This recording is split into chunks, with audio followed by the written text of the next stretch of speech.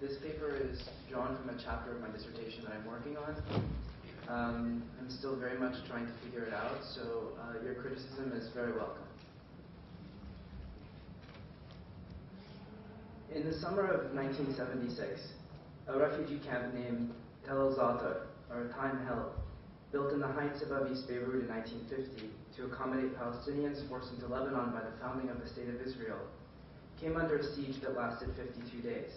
Its inhabitants slowly starved until their eventual massacre by the militias of Pierre Gemer and Dani Shamroun when the camp was finally evacuated. The camp had become the site of a battle over the sovereignty of Lebanon between the Maronite militias and Palestinian Fedayeen. After the Cairo Agreement of 1969, it granted jurisdiction of the camps to the Palestinian liberation organizations. The massacre at Tel al-Zatar was part of a volley of violence. It had been preceded by the massacre of the Christian village of Damour by Palestinian Fedayeen in January, and before that, the slaughter of hundreds of drivers at ad hoc checkpoints on the highway in Beirut, and the clearing of another camp in Quarantina near the port. But the siege of Tel al-Zatar stood apart from the other events, comprising what was the first round of the Lebanese Civil War, because it was, I think, the eruption of something that we can identify as a consequence of 1967.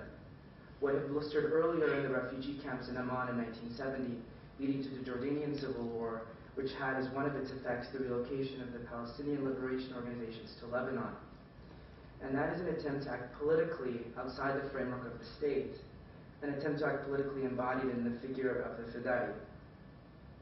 Though the Palestinian struggle for their land goes back at least to the revolt of 1936 and to forms of small-scale organization in the 1950s that matured in 1964 in Fatah and the other liberation organizations, it was only after 1967, after the demonstrated failure of the Arab states, that the Fidai emerges, and emerges as a non-state political actor based in the refugee camp and unfurling a new political geography of the refugee camp in Jordan and Lebanon. On the one hand, then, the ascendancy of the Fidai is a major consequence of the June War in 1967.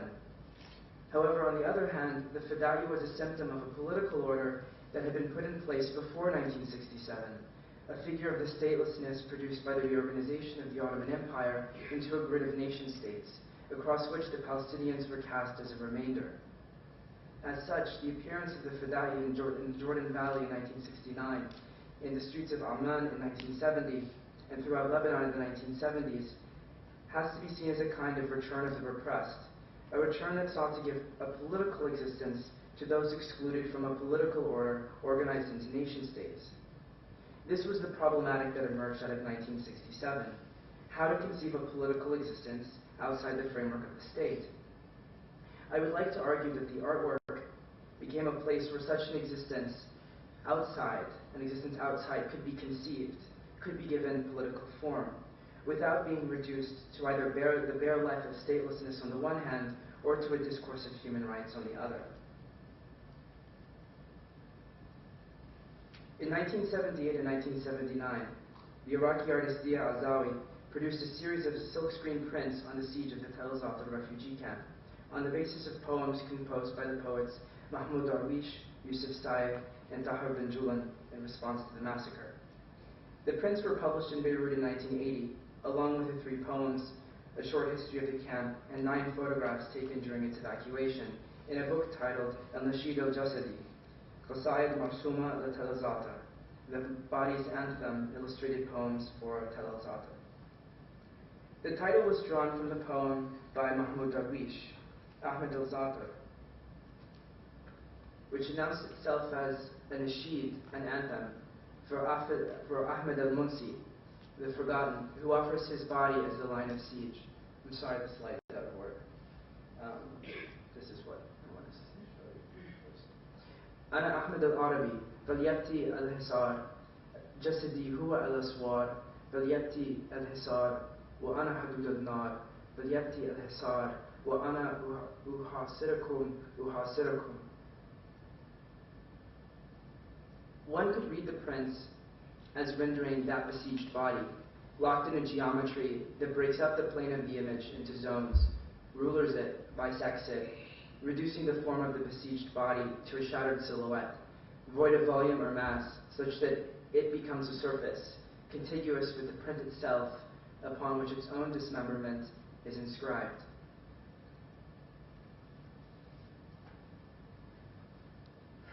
In the introduction to the book, Zawi wrote that, I'm just going to read the English translation, the drawings are not to mourn, nor are they to be a document of a dark massacre. Rather, they are an expression that attempts to create a free memory that will persist against al-kuhr, the feeling of impotence in the face of an injustice, until the time when its glowing evil has been extinguished. The drawings sought not to give form to a loss, nor to create a record of an event, but to articulate an existence embattled, transmuting the formless horror. Oh, I'm sorry. Out of order. I'm new with PowerPoint. Transmuting the formless horror visible in the photographs into an intelligible form by inserting that horror into a political logic of struggle.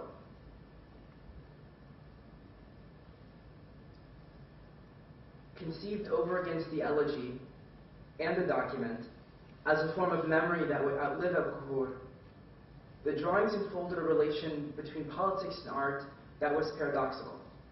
The drawings were political inasmuch as they sought to create a memory that fortified one to wait out an injustice about which there was nothing one could do. But that memory was only possible because the drawings opened up a space outside the political order.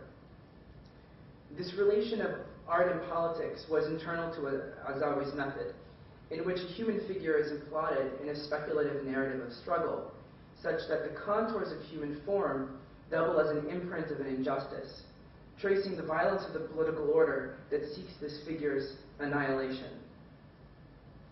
Trying to go back. This is a method that Azawi had employed in his earlier work on Palestinian statelessness. Shahad Minhal al-Asar, witness to our time on the siege of the Jabal Hussein camp in central Amman in 1970. These are just a few drawings from that. And drawings from the land of sad oranges in 1973, which were published in the second volume of Hassan Kanafani's collected works in 1973. In both of these earlier works, Azawi drew on texts, on a journal kept by a Fada'i named Bassam in witness to our time, and on the collection of short stories of the same name by Hassan Kanafani and drawings from the land of sad oranges. He drew on these texts for a narrative of struggle within which to conceive the forms of the human figure. In this paper, I would like to make two claims. One is that this narrative method of figuration was a critical method, a method of critique that attempted to give form, intelligible form, and political form to an existence outside. The second claim I would like to make is that this method originates in a mode of allegory, transposed to modern painting in Iraq from the poetic tradition of the Husseiniya. This method of allegory, introduced in a set of work by the artist Kadam Haidar in 1965, established a new paradigm of the modern artwork as an expression of pathos, in which what was sought of the past was no longer aesthetic forms, but formulae for this pathos.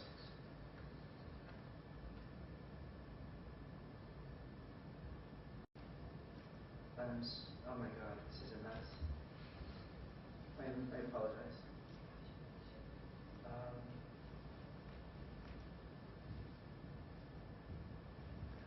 I'm not sure what happened with that, but okay. Excuse me. In February 1963, a coalition of nationalist and Ba'athist officers overthrew the government of Abdul Karim Qasim. Many of those officers had worked with Qasim to overthrow the Hashemite monarchy in 1958. But in the intervening years, Iraq had fractured over the question of a prospective union with Syria and Egypt in the UAR, under the leadership of Gamal Abdel Nasser. Nasser had set an example of dealing with communists by eliminating them. And this example seemed to authorize the extrajudicial use of violence against communists in Iraq and their agenda of social and economic reform, which came to dominate government policy after the revolution. The introduction of violence into politics, a handling of political difference by eliminating it, subsequently caused Iraq to splinter into economic, ethnic, and sectarian divisions. The coup was resisted by workers and artisans, bakers, fishermen, and vegetable vendors, the inhabitants of the mud huts on the edge of Baghdad, who poured out into the streets to show their support for Qasim and made their way to the square in front of the Ministry of Defense, where Qasim had his office, and where they were met by tanks that felled them by the hundreds. In the days after the coup, members of Ba'athist alarm committees, the avatar of the National Guard, went house to house to weed out any potential opposition. Many were shot dead outright, and so many were arrested that sports clubs, movie theaters, and private houses were transformed into detention centers. The An-Nahaya Palace became a center of torture, where some were summarily executed, women were raped, the dead were buried in unidentified mass graves. Dia Azawi was among those arrested. Not that he was a communist, but as an artist he was taken for a leftist, and it was impossible at that time to imagine a left that wasn't communist, quote unquote. Azawi had studied archaeology at the University of Baghdad, taking night classes at the Institute of Fine Arts. Though he graduated from the university in 1962, he didn't finish at the Institute of Fine Arts until after he was released from prison in 1964. After being released and finishing his studies, Azawi got a job at Iraq al-Wasati, a gallery that had recently been opened by the architects Muhammad Makia and Saeed Ali Mazloum on Sa'adun Street in central Baghdad, and where the artist Kazem Haidar exhibited in 1965 a set of paintings entitled Muhammad al-Shahid, or the Epic of the Martyr, which transformed Azawi's understanding of history. Actually, they were in the right order. I'm so sorry, I'm clumsy with the PowerPoint. Azawi's work in the early 1960s had been characterized by an archaeology of aesthetic forms, a kind of excavation, an unearthing of aesthetic fragments onto the canvas, where they accumulated into compositions that were radiant but mute. Critics noted their aestheticism, and he would say himself of that work that the subject at that time, quote, had been the surface of painting itself, its presence confined to the effect of color, end quote. And so this is an example on the left. However, in the second half of the 1960s, Azawi's work came to be characterized by what we might call a historiography of tragedy, which read history for formulae of pathos. He would tell the poet Muzaffar Nawab in an interview in 1967, quote, the theme of tragedy, which is part of an ancient Iraqi tradition in a religious and social sense, asserts itself directly in my work, such that the canvas is transformed into a witness of the tomb, or the flowers placed at the feet of the martyr given over to death. The transformation of the human, al-insan, into the victim, al-dahya, which is to say his transformation into his opposite, and the acceptance of the human to be a new Hussein, is the issue of our time. But the victim, still quoting Azawi, is no longer on his knees, helpless beneath the sword of the executioner. Rather, he has become the splitting of untruth, the mazzik al-zayf, even in his death. The vocabulary of victim and executioner, end quote. The vocabulary of victim and executioner emerged out of the experience of torture in Iraqi prisons. But the redemption of the victim from the dehumanization of that experience, no longer helpless, as Azawi says, occurred through a notion of the martyr exemplified by Hussein. This historiography of tragedy we can trace to the exhibition of the Epic of the Martyr in 1965. The Epic of the Martyr consisted of a series of scenes, dramatized by figures on the verge of dissolving into abstraction. The figures were motifs from the Tazia, the mourning rites through which Iraqis annually grieve the martyrdom of the Imam Hussein, by rehearsing the Battle of Karbala in poetry, processions, and theater performances. These motifs had been constituted over time in two bodies of writing, the Maqatil, the biographies of the dead, and the tradition of elegiac poetry called the Husseiniya. So in portraying the motifs, the paintings were neither representations of the mourning rites, nor did they render the Battle of Karbala as a historical event. Rather, they constituted a narrative in which the imminent abstraction of the figures, the geometric construction of space, the severity of the landscape, its vacuity, and the nocturnal colors of the paintings functioned to abstract from the historical narrative of the Battle of Karbala a general narrative of human tragedy. Years later, 10 years after Qadam Haidar had died, neglected by the historiography of modern art in Iraq, Azawi would write that the significance of the epic of the martyr lied in its capacity to articulate the pathos of a population that had been brutalized to silence by the violence of 1963, by making, as Azawi put it, quote, martyrdom, istishhad, removed from any religious interpretation, a contemporary symbol for expressing tragedy, end quote. Azawi's account of reading was from the future, reading the work in terms of its effects in the history of art. And that effect was to introduce into the modern artwork a mode of allegory, where historical form functioned not aesthetically, but significantly, providing a structure of meaning upon which painting would graft visual form. This concept of martyrdom was drawn from what was coming at that time to be called al-adab al-shabi, or al-folklore. It had a literary sense over against the religious, that is, a sense strictly internal to the narrative, and it was that literary sense that gave it a cover, enabling it to symbolize tragedy in a way that was both a protest and admissible under conditions of censorship. The Epic of the Martyr had brought modern painting into a relation with text, and out of that relation emerged a new paradigm for the artwork as a form of allegory. It is within this paradigm that Azawi would subsequently work. Within this paradigm, history was conceived not as a discontinuous succession of civilizations, but as a field of signifiers, accessible not through artifacts, but texts.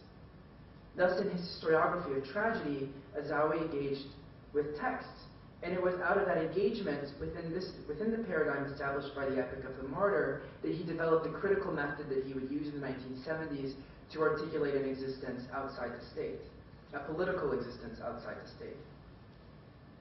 So, by way of evidence, in December 1967, Azawi published an essay on figuration in epic poetry, drawing on Goethe and Schiller's definition of the epic poem as, quote, a representation of action in terms of a subject, but a representation of action as occurring out in the world, external to the self, end quote, in ways that, and no, it's on the slide, depend on narrative to create a distance between the hero and his goal that can then be dramatically closed. This distance is constructed through the model of the adventurer, undeterred by any obstacles, however many, and no matter that they have a divine source, end quote. In fact, Azawi claimed that the obstacles with which the subject is confronted have a divine cause.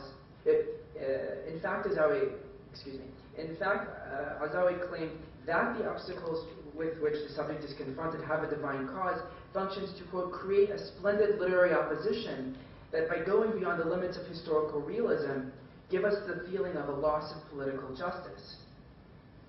What distinguishes the Sumerian epic, Azawi noted, is the model of the hero, in whose characterization little importance is attributed to the self, who is not individualized nor rendered with particular qualities, as he is a general hero whose individual dispositions approximate those of an ordinary human being.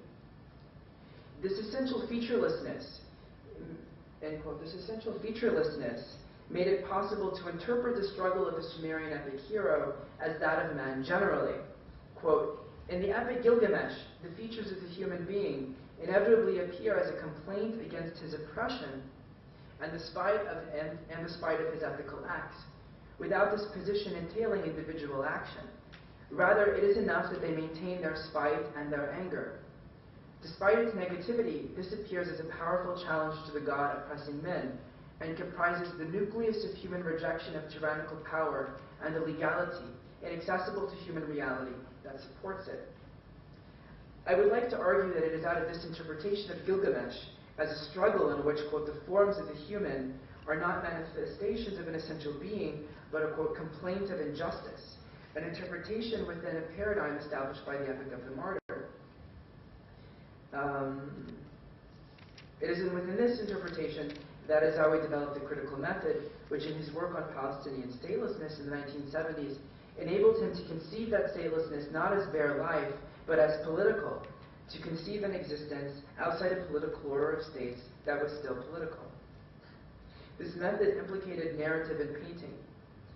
Thus, Azawi drew on the journal kept by a Fada'i named Bassam during the siege of the Jabal Hussein refugee camp in Amman in 1970, the short stories of Hussein Kanafani, and in the case of al-Nasheed al-Jasadi, the poem Ahmad al-Zatar by Mahmoud Darwish, for an account of struggle within which to conceive the forms that appeared in his drawings and paintings. When Azawi showed Halat Insaniya at the National Museum of Modern Art in Baghdad in 1975, the critic Suhail Sami Nader, writing in the newspaper Al-Jumhuriyya, described the work as the resolution of a problem that had occupied Azawi for 10 years. The paintings of strangulated bodies and muted screams brought out into the open something that had been forced to lay in secret in his earlier work, shrouded in the obscure forms of popular culture. The insecurity of the 1960s, Nader claimed, introduced a bizarre form of freedom, what he called the freedom of despair, hurriyat al-yas. Out of despair, artists had turned inward, where they found a space of expression foreclosed in the public sphere.